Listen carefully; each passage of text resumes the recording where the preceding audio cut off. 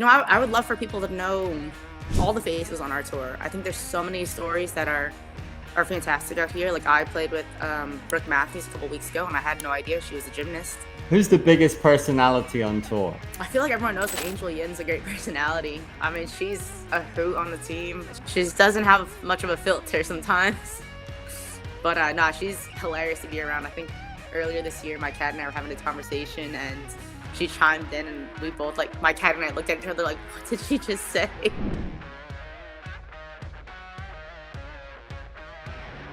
Yes, ladies and gentlemen, a very warm welcome to the majestic Megan Khang, one of the best golfers on the planet.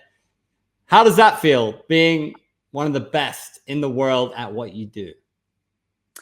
I'm super happy to be here. Majestic Megan, it's very nice of you. No, but it's pretty crazy just because I feel like a lot of times I kind of forget that, I'm one of the pretty good golfers out on tour, and, it's always an honor to be playing on the LPGA. It's never a guaranteed job the next year. So, I'm living out the dream. I love interviewing different athletes from different sports. One thing everybody has in common is mental toughness and self-belief. How important is it to know that you are one of the best?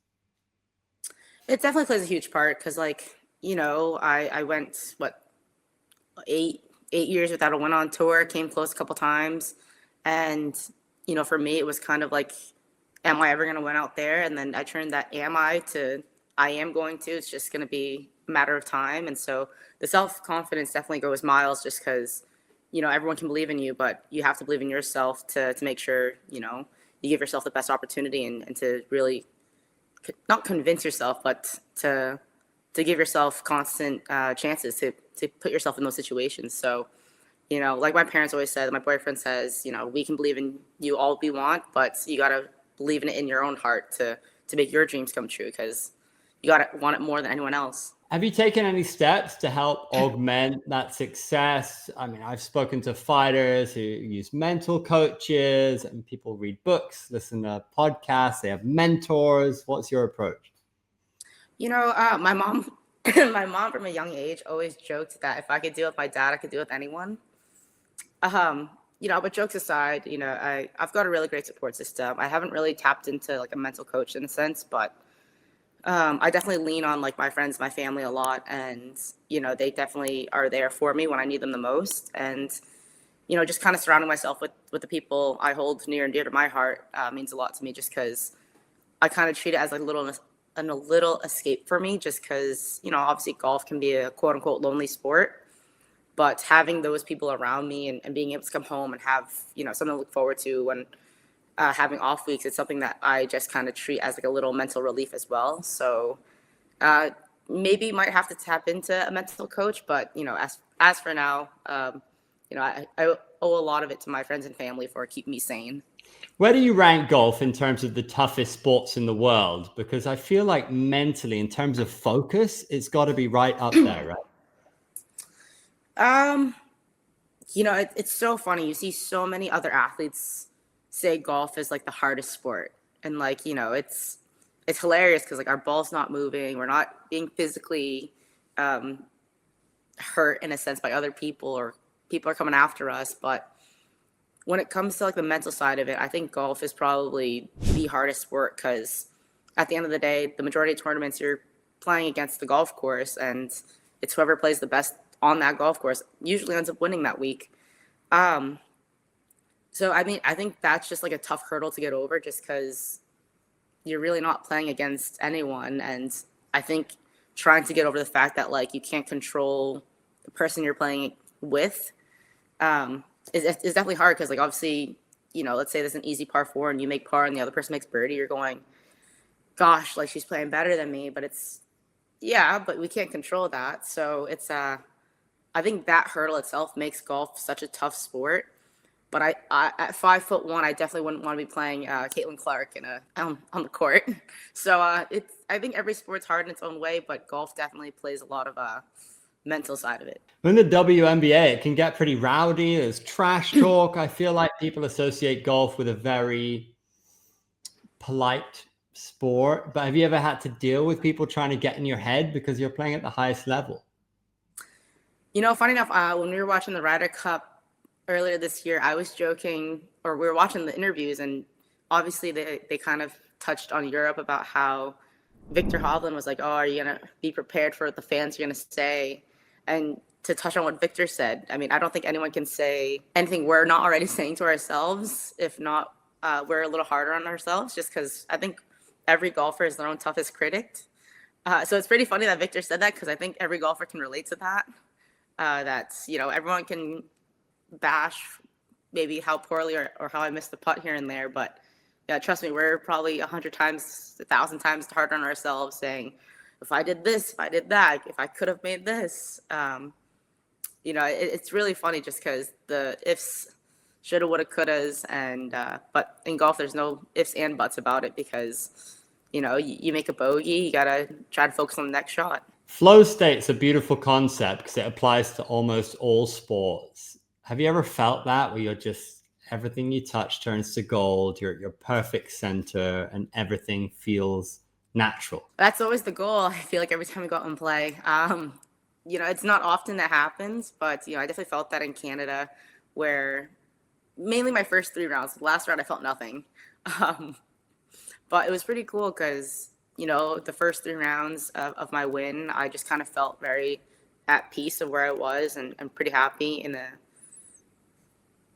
environment that I had been in. And other than, let's say, the last hole of the last round, I felt nothing. But coming down the stretch, knowing I had a birdie 18, I was like having a little pep talk with myself, and for some reason I felt like an eerily calm on the last birdie putt to force a playoff, and I thankfully hold it. And I never felt anything like that, just because for such a high pressure moment, I felt so calm, and it worked out in my favor, and I'm very appreciative of that.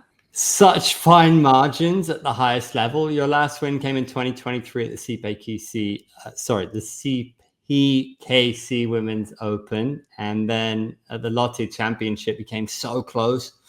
So what's that like mentally, just dealing with these ups and downs when you're so close to winning and you just have to go again? Yeah, getting that first win out in Canada, and then just kind of teeing myself up for more success. It definitely gave me a lot of confidence, and it's something where I feel like in golf we're probably going to lose a lot more than we're going to win, just statistically wise, in any other sport, unless you're like Tiger or Scotty. I mean, look at them. But even then, obviously, as much as they've won, you're still losing a lot more than winning. But just making sure I give myself the opportunity, and making sure that, I left it out on the course. It's not something to be too upset about. Like Hawaii and Lotte Championship, I played great for the 3 days, and unfortunately my wrist got the better of me on Sunday, and I kind of looked at my caddy and I was like, I'm not mad. I'm just a little sad that my wrist didn't hold up, but I was pretty happy. I told him, I was like, what? After all that, I'm very happy. If those 3 days we stayed steady, we stayed consistent, we put ourselves in it. It's just a little unfortunate. Some things are out of our control, and it's just kind of something you have to roll with golf, because we play an outdoor sport as well. So whether it's the weather or injuries or just something not sitting right that day, it's always trying to look at the positives. I mean, it's very admirable at Tommy Fleetwood as well. I mean, you feel for the guy to get his first win. It was pretty cool to see that happen. And I feel like we can always learn from other people's roller coaster rides of careers. Almost every golfer I speak to who's under the age of 35, Tiger was the one for them. Across men and women's golf, when you were a kid, who was it for you? I mean, it was always Tiger. I think he changed the game. I know he changed the game for so many of us. I think, to see him accomplish time after time, break records here and there, it was so rare it is so rare to see that on either side of it. I mean, it's amazing to see what Scotty's doing. Even Nelly last year with the 7 wins. I mean, golf is so crazy. And for those who don't know golf, to go on those kind of runs, it's super cool. I mean, obviously I would love to go on that run, but to have the mental capacity of winning one week and then trying to hit the reset button come Monday, Tuesday of the next tournament week. It's so hard to do at a different golf course, possibly a different time zone. You coming off a win, it's kind of hard to manage that all on one. I mean, even when I won in Canada, I kind of took a little break. Like a friend and I were supposed to go to the Drake concert. That concert got canceled. And then we drove down to Portland. And then even then, like I put myself on a pretty good run for Portland. But it's such a mental sport. But, you know, watching Tiger, to see his dominance, to see him set the stage for, I don't even know for how many tournaments in a row. It's like in years after years, like it's something that probably will not be done. And Scotty's probably the closest one to it. I mean, it's crazy to see that. Like Scotty's not even on the Tiger level. He's pretty darn close, but Tiger's in his own league. I was speaking to Austin Eckler yesterday, and he was saying, Scotty, you know, he's the number one golfer in the world. And with respect, he doesn't do one thing magnificently that super stands out. He's just super consistent. Is consistency the baseline for greatness in this sport? I mean, you know, it was always fun watching Tiger because he'd be stuck behind the tree at Pebble and hitting massive cuts. So, I mean, Scotty's just consistent as can be. You look at Scotty and Nelly and Gino on our side, and they're constantly just fairways, greens, and putts hold. They rarely make mistakes.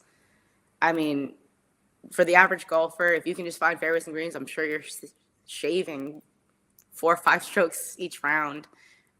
So consistency definitely helps, but you know, they, like the saying goes, you drive for show, putt for dough. And, you know, they, like Gino, most recently at the Buick Championship, I think she like went like eagle birdie to finish the last 2 holes to like force a playoff. I'm pretty sure she went like 3 birdies in a row, eagle birdie. And it comes back to like being consistent, putting yourself in those positions and then holding those putts when you need to. So it's pretty cool to see just because consistency helps. But, you know, Gino's constantly put herself in that situation, especially, you know, the triumphs of her at the Kroger with Charlie Hull. I mean, obviously it wasn't in her favor that week, but, you know, to bounce back from, let's say, like a heartbreak loss and then to come back, first tournament back, and then to win in that fashion, you know, it speaks volume on her mental game, because like I think she took a little break in between before the Asia stretch, and then boom, she's back in the winner's circle. I really enjoyed that quote where you said, you know, golf is what I do, it's not who I am. And I know you're a Candy Crush enthusiast, but how do you stay level and stay in love with this sport and have the balance? You know, I think I credit that a lot to where I live, because everyone always jokes with me that I still live in Massachusetts. And, you know, I always say like home is where the heart is. And, you know, for me, like, let's say I didn't go to Asia this year. I took a little break. I went to Mexico for my birthday and my cousin's wedding, which is why the voice is a little scratchy. But, you know, it's something where I feel as though like this whole year, I knew I wanted to go to this wedding. I also wanted to make International Crown. And I looked at my caddy at the start of the year and I was like, look, I would love to make International Crown. Obviously, it's only 4 people. But at the same time, like, if I happen to not make International Crown, like, I have a wedding I'd love to go to as well. So, like, for me, it's a win-win. We'll play great golf, hopefully make the team. If not, I'm still pretty happy going to the wedding. And it's just, like, little stuff like that where I love being around my family. I love being around my friends. And that's why I still choose to live up here in Massachusetts. My boyfriend, it's a hard disagree. He's like, you need to move somewhere warm, because he would gladly move to Florida if I said, let's go. But for me, it's like, you know, I'm able to hang up the clubs in the wintertime for a short amount of time and not feel super guilty about how it's 70 and sunny out. And, you know, I'll go hit the slopes. I'll go snowboarding, drink some hot cocoa by the fire, and, you know, really get to hit a refresh reset button, because I feel as though if I did live somewhere warm and sunny all the time, I'd feel a little guilty of not practicing, and I feel like the love and the passion for the game would kind of dissipate, because once I kind of hang the clubs up, I'm like, okay, I'm ready to get back at it. I'm ready to go practice, like, and I'm happy to. Like, I'm ready to go hit some balls today. I had a nice little week off, and I'm ready to get back on the grind, because, you know, I do miss it when I take some time off, because, you know, it is fun to see the ball go flying where you want it to go. You mentioned Nelly. Your friendship with her is awesome. How much of her greatness is rubbing off on you? If you could take one part of her game, what would it be? I feel like I need to grab some more off of her.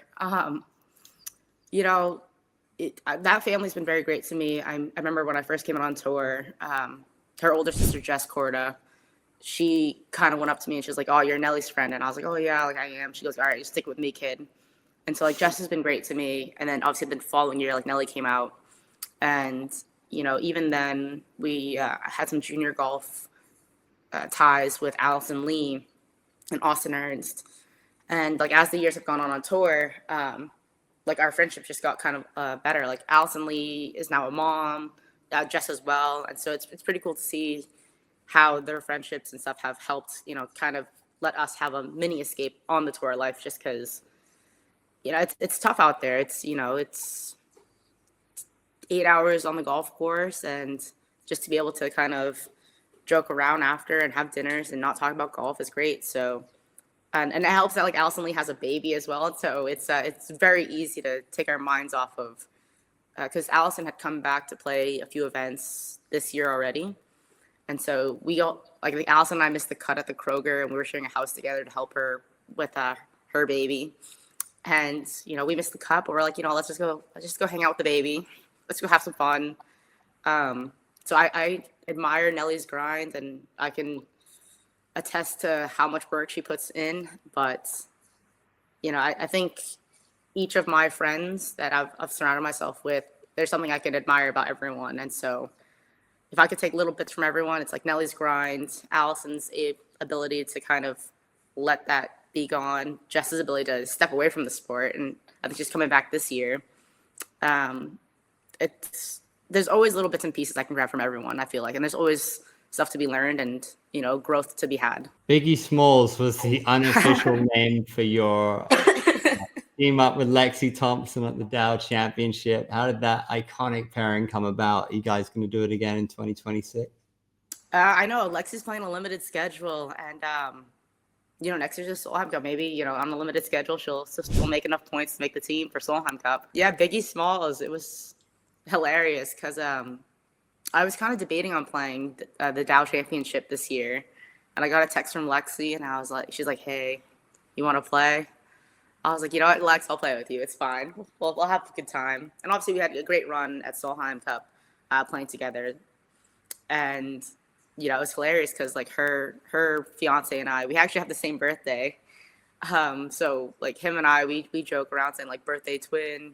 And we couldn't come up with, like, a team name for the life of us. We're like, what do we call it? And Lexi and I listened to a little different music taste. And she was like, what about Biggie Smalls? I was like, love it. I go, but I'm Biggie, right? And she's like, no, but that week was so much fun. I mean, I think Lexi didn't quite know what she was getting herself into pairing up with me. She's like, gosh, you never shut up. I was like, nope. I go, I will not let you get down. Like, we're going to have a good time. We're going to have a ball. I joked with her. I was like, hey, I had a lot of shots I'm not used to seeing. But I was like, oh, don't feel bad. I go, I just want to see how creative I can be. Like, this is the fun part about golf. Like, you get to test your imagination. You get to test yourself of, you know, how to get out certain things. And so I think, you know, we really fed off each other. We were very positive. We wouldn't stop laughing. No, I mean, if Lexi's up for it, we'll run it back. You know, it's one of those moments where it's a bittersweet moment. I felt like I really wanted that putt to go in, and, like, I missed it, and I was like, oh, I'm so sad. I'm like, I'm sorry. And she's like, oh my God, stop. But, like, team golf, we always say, like, there's no sorries, because we know everyone's trying their best to not make a mistake. You've had so much experience now in the Solheim Cup. What's that like for you? It's, you know, it's supposed to be a sport where you're out there on your own. What's the atmosphere like, and how cool is it, you know, playing on that level with people who have the same dreams and huge talent? It's probably one of the most gratifying experiences and an honor to be a part of. I mean, you're one of 12 girls to be on the team. I've been lucky enough to make 4. Thankfully, winning the last one, it was really cool. Nice to be on that side of it for once, and hopefully stay on that side. But the group of girls that are on those teams for each team I've been on, it's been kind of crazy to see that. Like my first one, I played with a lot of girls I looked up to and watched on TV, and then it's slowly getting to a point where like I'm one of the veterans on the team, and I'm like, oh. And now the girls that I played with on the team are captaining, and I'm like, oh. It's so cool though, because it's the one time, you're playing with a partner for your country, and it's only once every 2 years. You get to get the crowd involved. You get to, get a little more chippy. It's pretty fun. It's pretty funny. I love feeding off the crowd. DC last year, the Robert Trent Jones, the fans are amazing. And it's great because they're cheering for the golf. They're cheering for good golf. There's no chance for personal attacks in a sense. It's mainly about the sport, and I think that's what Ryder Cups and Solheim Cups are about. And it's nail biting, it's gut wrenching, it's losing your voice before the week even starts, and it's a lot of team bonding because like you get there and you're with everyone. You're having breakfast, lunch, and dinner. You're going out there on carts to cheer for your teammates when you're not playing, and you're making sure no one gets down. I mean, it's such a mini family that week that you're so sad when it's over because you can't wait for the next one, and it's like, I can't believe it's over. Win or lose, you're going, this was a heck of a week. Like, I love everyone on this team. Biggie Smalls was a good one. If you're teaming up with Nelly, what would your team name be? Ooh, I think that's gonna stay in the vault. Nelly and I have a lot of little inside jokes, so we'd have to pick a family-friendly one. But that's up for discussion. The fans can comment on that one, maybe give you some cool ideas. Who's the one person at Solheim when everyone needs to be galvanized and hyped up that would give the best inspirational talk? I'm going to toot my own horn. I feel like my personality is very outgoing. I joke around that I say I have only child syndrome a ton. But no, I mean, I think we all, if one person starts it, we're all going to chip in and we're all going to kind of go for it. I'm notorious for losing my voice before the week starts. But I think, I think that's the great thing about Solheim Cup is that if someone is down, we're making sure no one stays down. Like, we're getting back up. As soon as we see something happen, it's like, no, like, we're in this together. And, it kind of just stems from wanting to make sure everyone knows that we're here for each other for this week. And, again, win or lose, like, we're a team, we're in this together. We can always say that, if I did this better, I could have helped too. But at the end of the day, we all know everyone tried. And so, again, if I say like one person starts it, it's going to trickle down. I'm pretty sure everyone's going to say something to show the appreciation and the love that we have for the team, because again, we're a little family out there, and there's 12 girls, 12 caddies, and with Stacy there was 4 assistant captains and a captain, and helpers and all. Like, it's a constant ball of positivity. Awesome. Last year's numbers for Solheim are huge, right? Yeah. There's often talk about the LPGA not getting enough TV coverage. What would you like to see to get the players the recognition they deserve and for things to be where they need to be? I would love for people to know all the faces on our tour. I think there's so many stories that are fantastic out here. Like, I played with Brooke Matthews a couple weeks ago, and I had no idea she was a gymnast. I thought that was so cool because I was like, gosh, she hit it far. And someone's like, oh yeah, she was a gymnast back in the day. I was like, whoa. I think there's so many cool stories. I think there's so many backgrounds of players that no one knows about, just because, it's at the end of the day, there's over 100 girls on tour, and, no 2 stories are alike. And I mean, maybe siblings, but, it's pretty cool. We have a bunch of sibling pairings out here as well. I mean, obviously you have the Hoygaard twins, but like we have Arya, Moria, the Kordas, the twins from Japan. I just think there's so many incredible stories that need to be told, and I think we're gonna start to share them slowly but surely because I feel like even if you don't know golf that much, I'm sure you can relate to someone out here because whether you're aspiring to be out here on tour or if you're just a fan of the sport and want to get to know people, I think there's something or some story for everyone out here. I think the fans love personality, right? You're awesome to talk to. It's really fun interviewing you. Who's the biggest personality on tour? I feel like everyone knows like Angel Yin's a great personality. I mean, she's a hoot on the team. She doesn't have much of a filter sometimes, but nah, she's hilarious to be around. I think earlier this year, my cat and I were having a conversation, and she chimed in, and we both my cat and I looked at each other like, "What did she just say?" I'll keep that one for us, but it was hilarious though because she's got a couple one-liners that definitely catch you off guard, and it's pretty fun to have a conversation with her because you never know what's going to come out of her mouth. I really enjoyed seeing all the cameos in Happy Gilmore too. I don't know if you saw it, but how much would you like to see the female equivalent in a big Hollywood movie, and who would you put in there? Ooh, gosh, I feel like I'd put all my friends in it, but it's whether or not they say yes or no. I mean, I would love to see like Allison Lee. I think she'd be hilarious. I think she'd be a hoot of a time on the screen. I feel like I would love to kind of see. I saw a glimpse of what the Chisato and Aki Iwai sisters did in Japan. I was like, they know how to surf. Like that's sick. I would love to see kind of like a story back on like where they are from and at home. Oh gosh, I feel like my life's pretty boring, so I just sit at home and make my coffees. Can't live without it. I don't even know. I feel like I don't even think I know the tour as much to tell because I mean I feel like I'm getting older. I'm hitting 10 years on tour, and I mean there's some girls I don't even know, and I'm like, are you a rookie out here? And they're like, yeah. I was like, oh, I'm Megan. Like, nice to meet you. So even for me, like I'm getting to know the tour, so it's a little different that the girls that I kind of came on tour with are retiring, and it's a little sad to see.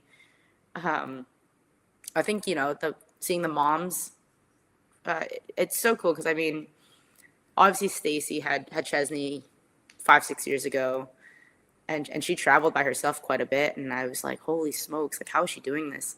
And now with Allison being a lot closer of a friend and seeing her travel, I'm like, do you want me to travel with you? Like, but like to see like how I don't want to say anything sound mean to Stacy, but to see the older generation like traveling with their kids and how they did it, I'm like, this needs a show on it all on its own because like it's hard. I remember like we had a red eye one time, and I was like, I got a grilled cheese. Like, do you want some? Because everything had been closing. All the restaurants had been closing, and I was like, I think Chesney was like 3 or 4 at the time, and I was like, does she want some?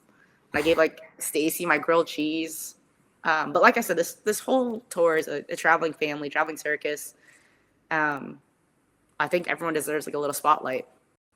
What's the one thing that you wish fans knew about you or about your colleagues that they don't fully understand? I might want to hide that. I feel like a lot of people see the serious side of us, and I feel like they're starting to see like a more relaxed side of like the girls out here, just because we're human, we're professional golfers, but at the end of the day, like we're just people, and I think that's something where they're starting to see a little bit more of a goofy side to us because I feel like we get the stigma that like the girls are so serious all the time, and it's not the case. Like we have a good time. A lot of girls go sightseeing at really cool spots that we get to go to, and it's definitely something that we have learned to do over the years. And I think the generations coming up are going to do a lot more experiences, especially with social media nowadays being a intricate part of how we brand ourselves. But, I think they're going to see a more fun side to the girls, because we're doing a lot more non-golf activities. What's your favorite thing about social media? You've got a solid IG game. What piece of content did you love making, or what piece of content would you like to make? I'm actually pretty bad at social media. I will admit, I don't really post as often as I should. I think the last 2 posts I did was just for my birthday and the wedding, and that was the first non-golf pictures that I posted in months. I feel like Bryson's putting everyone to shame. I know Bryson stepped up the game. He's got his YouTube and his TikTok. So it's really good quality too. But I always joke that maybe after I'm done with my career, I'll do a podcast. And how the Manning brothers have their own kind of coverage of the football. I was yeah, maybe after my career, I'll try to do one of those where I'm yeah, that's not what she meant to do. That was an awful shot. And just tell it how it is, instead of the comment, oh, and I'm no. I go, as players, as past players, we know what they're all thinking. Do that. So I think it'd be hilarious, because obviously you're not going to say anything too mean, but we're gonna just be yeah, nah, she didn't mean to do that. She got lucky. And do both sides of it. I think it'd be hilarious, just because I feel the average golfer, they don't realize, whenever I play pro-ams, they don't realize oh, they're just like us. It's yeah, trust me, we drop a couple uncensored words once in a while. Obviously it's a frustrating sport. The ball's not going where we want it to go, So I feel that'd be pretty funny to do after, but we'll see if that gets past my agent. Have you got a bucket list? What's on your bucket list? Whether it's in golf or in life, what's one thing you got to do? Oh, I have a non-golf bucket list. I would love to go snowboarding in Europe, Colorado, out west. I want to go to Japan. I think I have a more of a snowboarding bucket list than I do golf. One of my previous caddies works at Augusta, and he was he would always call me. He's Megan, you want to go play Augusta? I was no. And he's what? My dad's always you don't want to go? And I was Dad, I golf all year. I don't want to go play golf at the end of the year. One day I would love to, but I'm okay for now. So my bucket list is just kind of see the world without my golf clubs, just because, I try to make it a point to go somewhere for a little bit, just to make sure that I'm still enjoying and I guess reaping the benefits of being able to do so, and having an off season and getting to see the world for what it is, instead of just, kind of the golf course and the hotel. 100%. People love authenticity, and you're super fun to talk to. Very natural. I think you'd be great on a podcast. I have a bunch of questions for the golf newsletter from the team, but we've kind of gone over, so I'm not going to do them. But maybe to wrap up, could you share some pearls of wisdom for our golf newsletter for amateur golfers?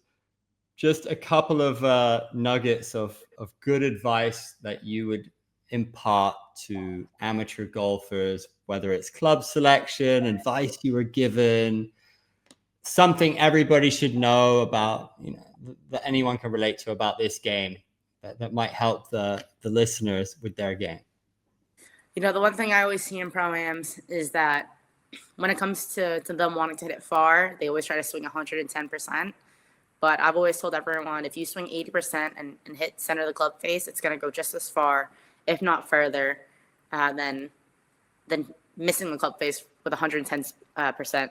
So swing 80%, nice and smooth, and a little shorter off the tee, but in the middle of the fairway is definitely better than far but can't find it.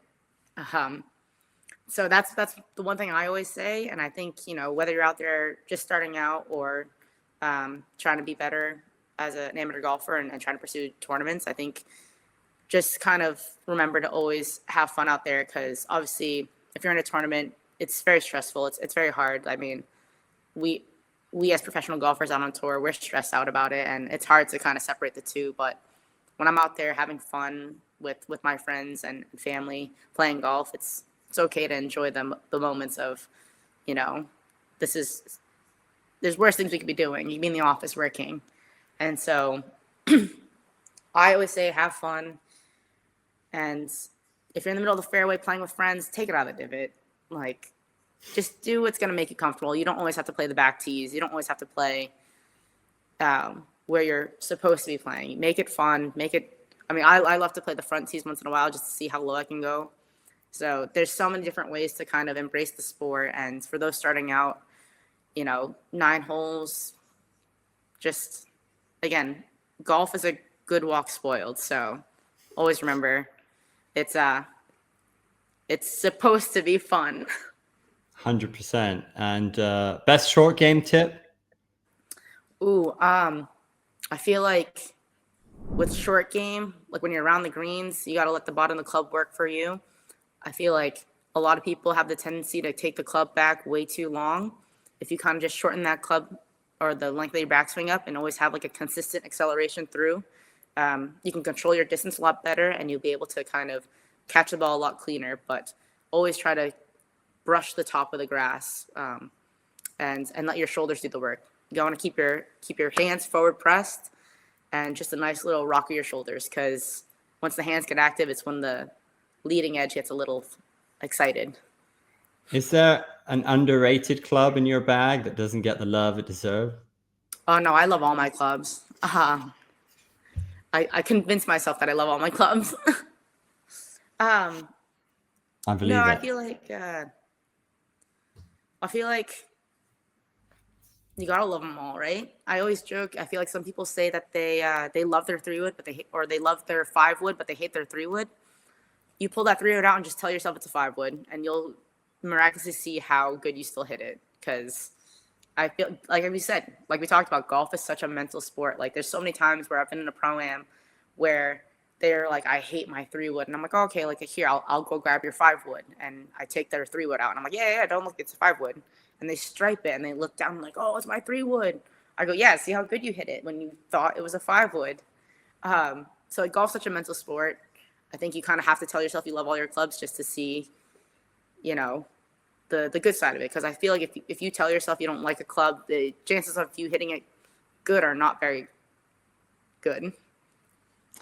I started this out with a majestic Megan Khang. I think it's pretty fitting. It's been so fun talking to you. I've got about 30 other questions I didn't end up asking because you're so interesting to listen to. You speak so well about the sport. It's been so much fun. I hope we get to do this next year. I'm sure you're going to continue to kill it. What has it been? 10 years now, just consistently being awesome. So I hope you enjoy every day and have some unbelievable snowboarding adventures, make it out to Asia. It's been an absolute pleasure. Thank you. Oh, thank you so much for having me. Sorry for the voice. Maybe next year it'll be a little more clear. But no, thank you so much for having me. It's so fun. And, I just love this sport and can't wait to see what the generations behind do and see, if I can keep being a majestic Megan for the years to come. Maximum respect. Thank you.